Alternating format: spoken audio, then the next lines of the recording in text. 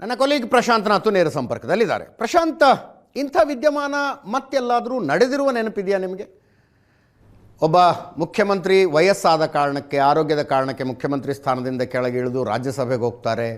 ಇನ್ನೊಂದು ಪಕ್ಷಕ್ಕೆ, ಮೈತ್ರಿಯಲ್ಲಿನ ಇನ್ನೊಂದು ಪಕ್ಷಕ್ಕೆ ಮುಖ್ಯಮಂತ್ರಿ ಸ್ಥಾನವನ್ನು ಕೊಡಲಾಗುತ್ತೆ ಮತ್ತು ಎಲ್ಲವೂ ಸುಸೂತ್ರವಾಗಿ ನಡೆಯುತ್ತೆ.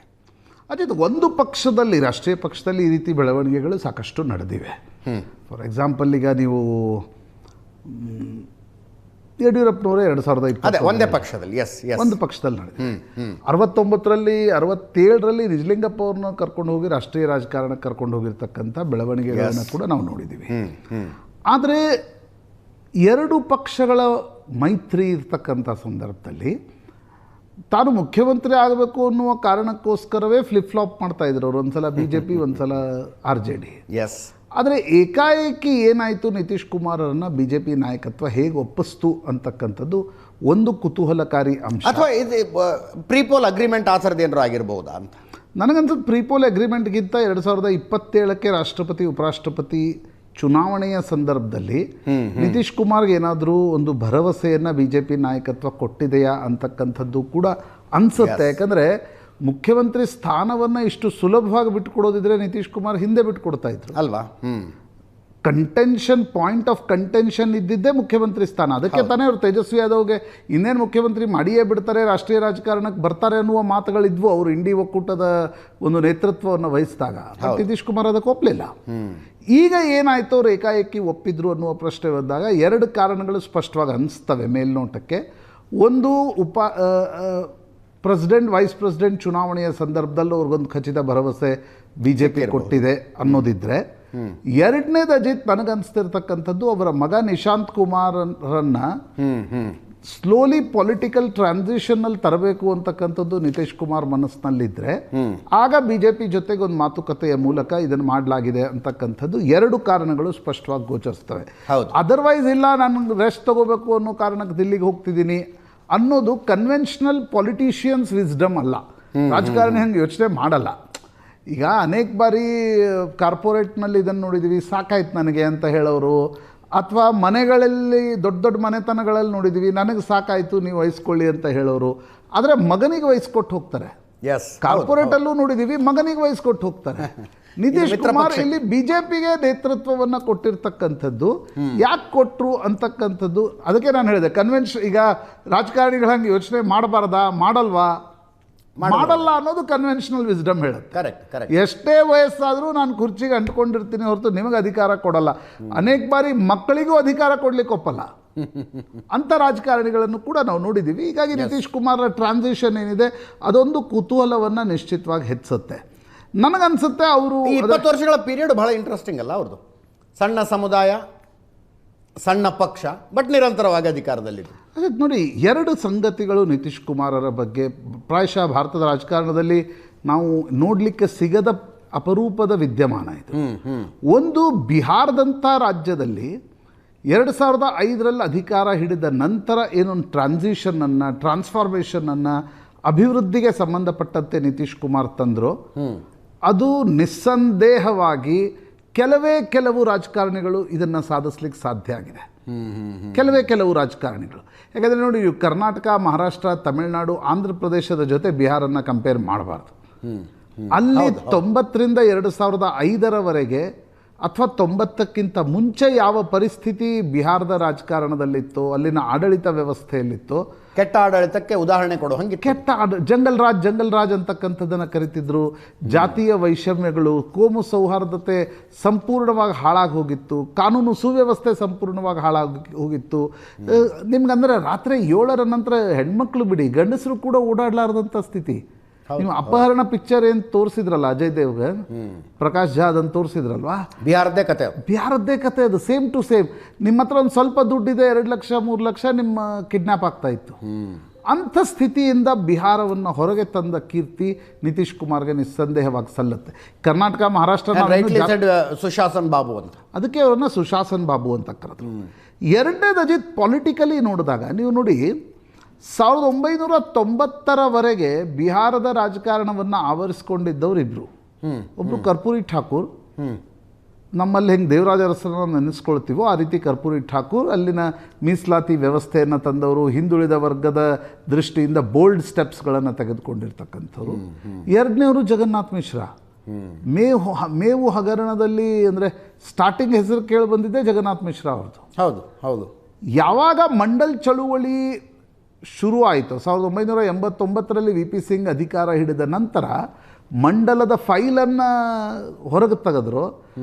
ಆಗ ಪೊಲಿಟಿಕಲ್ ಡಿವಿಡೆಂಡ್ ಸಿಕ್ಕಿದ್ದು ಇಬ್ಬರಿಗೆ, 2 ಸಮುದಾಯಗಳಿಗೆ 2 ರಾಜ್ಯಗಳಲ್ಲಿ, ಒಂದು ಉತ್ತರ ಪ್ರದೇಶ್, ಇನ್ನೊಂದು ಬಿಹಾರ. 2 ಯಾದವ ಸಮುದಾಯಕ್ಕೆ ಅದರ ದೊಡ್ಡ ಮಟ್ಟದ ಲಾಭ ದೊರಕಿತು. ಕಾಂಗ್ರೆಸ್ ಅಲ್ಲಿಯವರೆಗೆ ಬ್ರಾಹ್ಮಣ್ ಸೆಂಟ್ರಿಕ್ ಆಗಿ ಪಾಲಿಟಿಕ್ಸನ್ನು ಯು ಪಿ ಬಿಹಾರದಲ್ಲಿ ಮಾಡ್ತಾ ಇತ್ತು. ನಾರಾಯಣ್ ದತ್ ತಿವಾರಿ ಮತ್ತು ಜಗನ್ನಾಥ್ ಮಿಶ್ರಾ ನಾಯಕತ್ವವನ್ನು ವಹಿಸಿಕೊಂಡು. ಆದರೆ ಅದನ್ನು ತಿರುಗಿಸಿದ್ದು ಮುಲಾಯಂ ಸಿಂಗ್ ಯಾದವ್ ಮತ್ತು ಲಾಲು ಪ್ರಸಾದ್ ಯಾದವ್, ಇಬ್ಬರಿಗೂ ಅದರ ಪೊಲಿಟಿಕಲ್ ಡಿವಿಡೆಂಡ್ ಸಿಕ್ತು. ಆದರೆ ಮಂಡಲ್ ಚಳುವಳಿಯ ಕಾರಣದಿಂದ ಮೇಲ್ಗಡೆ ಬಂದು ತನಗೆ ಸಿಕ್ಕಿರ್ತಕ್ಕಂಥ ಅಧಿಕಾರವನ್ನು ಕೇವಲ ತನ್ನ ಸಮುದಾಯಕ್ಕೆ ಮತ್ತು ತನ್ನ ಕುಟುಂಬಕ್ಕೆ ಸಿಗಬೇಕು ಅಂತ ಯಾವಾಗ ಲಾಲು ಪ್ರಸಾದ್ ಯಾದವ್ ಮತ್ತು ಮುಲಾಯಂ ಸಿಂಗ್ ಯಾದವ್ ಪಾಲಿಟಿಕ್ಸ್ ಶುರು ಮಾಡಿದ್ರು, ಅದಕ್ಕೆ ಸೆಡ್ಡು ಹೊಡೆದವರು ಬಿಹಾರದಲ್ಲಿ ಇಬ್ಬರು. ಒಬ್ಬರು ಜಾರ್ಜ್ ಫರ್ನಾಂಡಿಸ್, ಇನ್ನೊಬ್ಬರು ನಿತೀಶ್ ಕುಮಾರ್. ಸಣ್ಣ ಸಮುದಾಯ, ಕುರ್ಮಿ ಸಮುದಾಯಕ್ಕೆ ಸೇರಿರ್ತಕ್ಕಂಥವ್ರು, ಪಟೇಲ್ ಅಂತ ನಾವೇನು ಕರಿತೀವಿ ಆ ಸಮುದಾಯಕ್ಕೆ ಸೇರಿರ್ತಕ್ಕಂಥವ್ರು. ಜಾರ್ಜ್ ಫರ್ನಾಂಡಿಸ್ ಅಂತೂ ಬಿಡಿ, ಮಂಗಳೂರಿಂದ ಬಾಂಬೆಗೆ ಹೋಗಿ ಬಾಂಬೆಯಿಂದ ಮುಜಫರ್ಪುರ್ವರೆಗೆ ಹೋದವರು. ಇಬ್ಬರು ಅದನ್ನು ಸೆಡ್ಡು ಹೊಡೆದು ಬಿ ಜೆ ಪಿಗೆ ಬಂದರು. ಪ್ರಾಯಶಃ ರಾಷ್ಟ್ರೀಯ ರಾಜಕಾರಣದಲ್ಲಿ ಬಿ ಜೆ ಪಿ ಒಂದು ರೀತಿಯ ಅಸ್ಪೃಶ್ಯ ಪಾರ್ಟಿ ಅನ್ನುವ ರೀತಿಯಲ್ಲಿತ್ತು.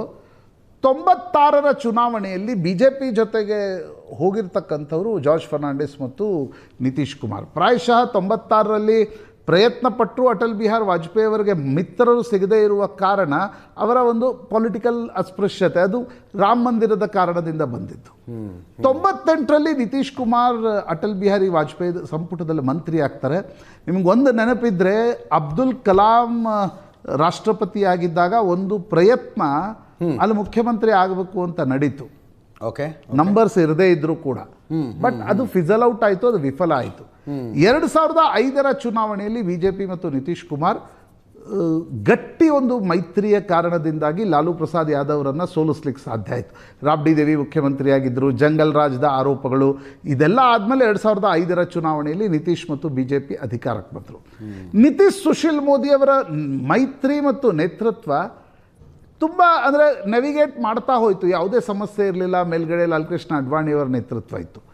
ಬಟ್ ಯಾವಾಗ ನರೇಂದ್ರ ಮೋದಿ ಬಿ ಜೆ ಪಿಯ ನೇತೃತ್ವವನ್ನು ವಹಿಸ್ಕೊಳ್ತಾರೆ ಅಂತಕ್ಕಂಥ ಒಂದು ಚರ್ಚೆಗಳು ಶುರು ಆದವು, ನಿತೀಶ್ ಕುಮಾರ್ ಸ್ವಲ್ಪ ಮಟ್ಟಿಗೆ ರ್ಯಾಟಲ್ಡ್ ಆದರು, ಸ್ವಲ್ಪ ಮಟ್ಟಿಗೆ ಅನೀಸ್ ಇತ್ತು. ನನಗಿನ್ನೂ ನೆನಪಿದೆ, ಪಂಜಾಬ್ನ ಲುಧಿಯಾನದಲ್ಲಿ ಒಂದು NDA ರ್ಯಾಲಿ ನಡೆದಿತ್ತು ಅಜಿತ್, ಲಾಲ್ ಕೃಷ್ಣ ಅಡ್ವಾಣಿ ಪ್ರಧಾನಮಂತ್ರಿ ಅಭ್ಯರ್ಥಿ ಆದಾಗ. ಓಕೆ, ಅಲ್ಲಿ ನಿತೀಶು ಬಂದಿದ್ರು, ಅಲ್ಲಿ ನರೇಂದ್ರ ಮೋದಿ ಕೂಡ ಬಂದಿದ್ರು. ನರೇಂದ್ರ ಮೋದಿ ಏಕಾಏಕಿ ಬಂದು ಕೈ ಎತ್ಬಿಟ್ರು. ಯಾರ್ದು? ನಿತೀಶ್ ಕುಮಾರ್ದು.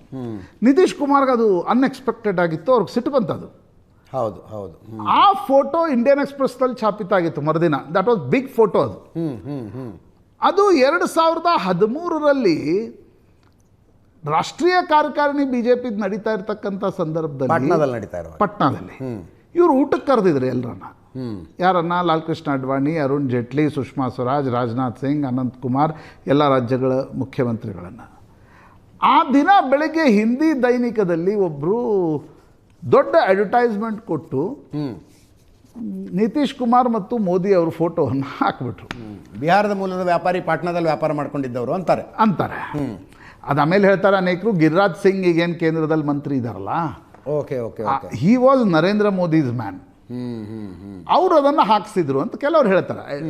ಅದನ್ನು ವೆರಿಫೈ ಮಾಡೋಕ್ಕಾಗಲ್ಲ ನೀವು ಯಾರು ಹಾಕ್ಸಿದ್ರು. ಹೌದು, ಅದು ನಿತೀಶ್ ಕುಮಾರರನ್ನು ಬೆಳಗ್ಗೆ ಯಾವ ಪರಿ ಅವ್ರಿಗೆ ಇದಾಯಿತು ಅಂದರೆ, ಅವರು ಅರುಣ್ ಜೇಟ್ಲಿಗೆ ಕಾಲ್ ಮಾಡಿದರು.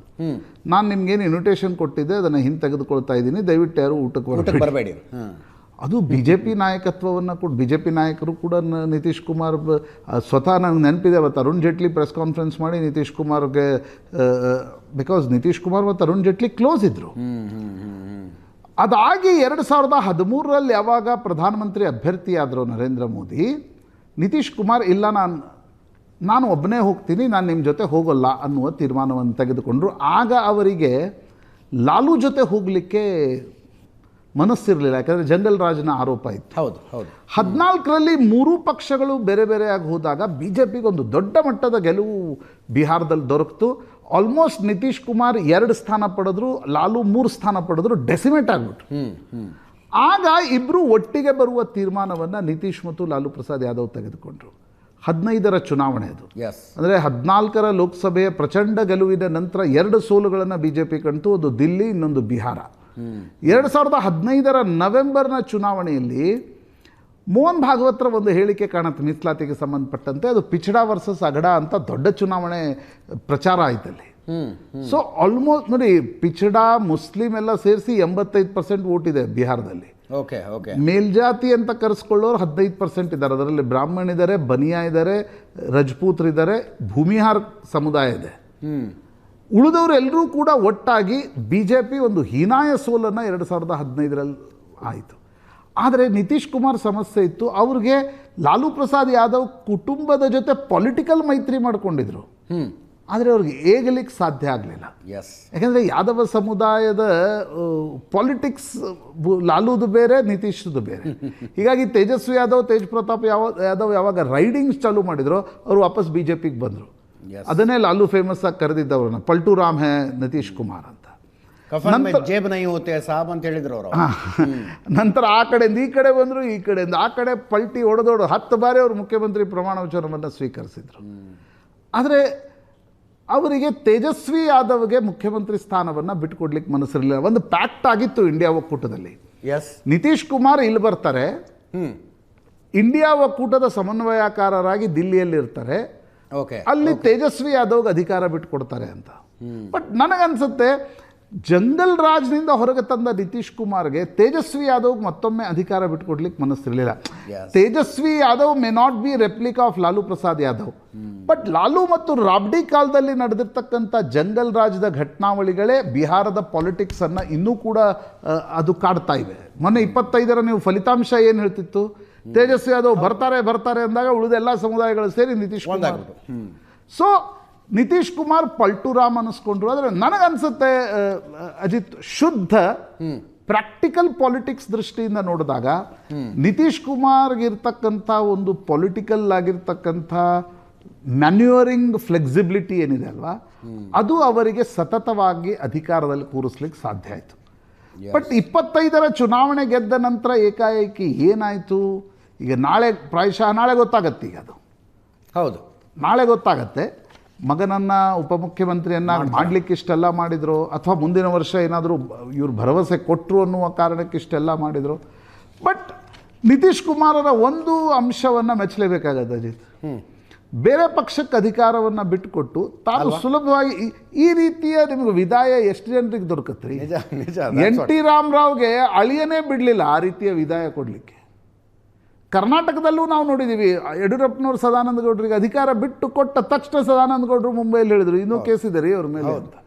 ಬೊಮ್ಮಾಯಿಗೆ ಅಧಿಕಾರ ಬಿಟ್ಟುಕೊಟ್ಟಾಗ ಬೊಮ್ಮಾಯಿಗೂ ಯಡಿಯೂರಪ್ಪನವ್ರಿಗೂ ಇರಲಿಲ್ಲ. ಹೀಗೆ ಮತ್ತೊಂದು ಪಕ್ಷಕ್ಕೆ ಅಧಿಕಾರ ಬಿಟ್ಟುಕೊಟ್ಟು ತುಂಬ ಸುಲಭವಾಗಿ ಈ ರೀತಿಯ ವಿದಾಯವನ್ನು ಹೇಳಿಸ್ಕೊಳ್ಳಿಕ್ಕೂ ನಿಮಗೊಂದು ನಸೀಬ್ ಬೇಕು ಅಂತ ಅನ್ಸುತ್ತೆ. ಅದನ್ನು ನಿತೀಶ್ ಕುಮಾರ್ ಮಾಡಿ ತೋರಿಸಿದ್ದಾರೆ. ನೋಡಿ, ಪಾಲಿಟಿಕ್ಸ್ನಲ್ಲಿ ಡಿಟ್ಯಾಚ್ಮೆಂಟ್ ಅನ್ನುವ ಶಬ್ದಕ್ಕೆ ಪಾಲಿಟಿಕ್ಸ್ನಲ್ಲಿ ಅರ್ಥ ಇಲ್ಲ. ಅಧಿಕಾರದ ಹಪಾಪಿ ಅಂತ ನಾವೇನು ಕರಿತೀವಲ್ಲ, ಅದು ಇರದೇ ಹೋದರೆ ಅವ್ರ ಕುರ್ಚಿಗೆ ಹೋಗ್ಲಿಕ್ಕೆ ಸಾಧ್ಯ ಆಗಲ್ಲ, ಆ ಜರ್ನಿನೇ ಮಾಡೋಕ್ಕೆ ಸಾಧ್ಯ ಆಗಲ್ಲ. ಅಂಥ ಪರಿಸ್ಥಿತಿಯಲ್ಲಿ ನಿತೀಶ್ ಕುಮಾರ್ ಆ ಡಿಟ್ಯಾಚ್ಮೆಂಟನ್ನು ತೋರಿಸಿರ್ತಕ್ಕಂಥದ್ದು. ಈಗ ಡಿಟ್ಯಾಚ್ಮೆಂಟ್ ಹಿಂದಿನ ಕಾರಣ ಏನು ಅದು ಮುಂಬರುವ ದಿನಗಳಲ್ಲಿ ಗೊತ್ತಾಗತ್ತೆ. ಆದರೆ ಈಗ ನಿತೀಶ್ ಕುಮಾರ್ ರೀತಿಯೇ ಅವರ ಮಗ ನೇತೃತ್ವವನ್ನು ಕೊಡಬಹುದಾ, ಕೊಡ್ಲಿಕ್ಕೆ ಸಾಧ್ಯ ಆಗದೆ ಹೋದರೆ JDU ಅಪ್ಪಚ್ಚಿ ಆಗತ್ತಾ, ಎಂಡ್ ಆಫ್ ದ ಡೇ ಅಲ್ಲಿ 2 party BJP versus RJD politics ಶುರು ಆಗತ್ತಾ. ಸಾಮ್ರಾಟ್ ಚೌಧರಿ, ಈಗ ನಾವು ಸಾಮ್ರಾಟ್ ಚೌಧರಿ ಬಗ್ಗೆ ಮಾತನಾಡುವಾಗ ಇದನ್ನು ಮಾತಾಡಬಹುದು, ಆದರೆ ಸಾಮ್ರಾಟ್ ಚೌಧರಿ ಆ ಶೂಸಲ್ಲಿ ಫಿಲಿನ್ ಆಗ್ತಾರಾ, ಇವೆಲ್ಲವೂ ಕೂಡ ಮುಂದಿನ ಪ್ರಶ್ನೆಗಳು ಅನಿಸುತ್ತೆ. But what a journey Ajit. ನಾವು ಪಾಲಿಟಿಕ್ಸನ್ನು ದಿನ ಕವರ್ ಮಾಡೋರಿಗೆ ನಿತೀಶ್ ಕುಮಾರ್ ಅಂತ ಒಂದು ಜರ್ನಿ, ಅದು ಬಿಹಾರದಲ್ಲಿ, ಅದು 20 ವರ್ಷಗಳ ಕಾಲ. Absolutely. Yes.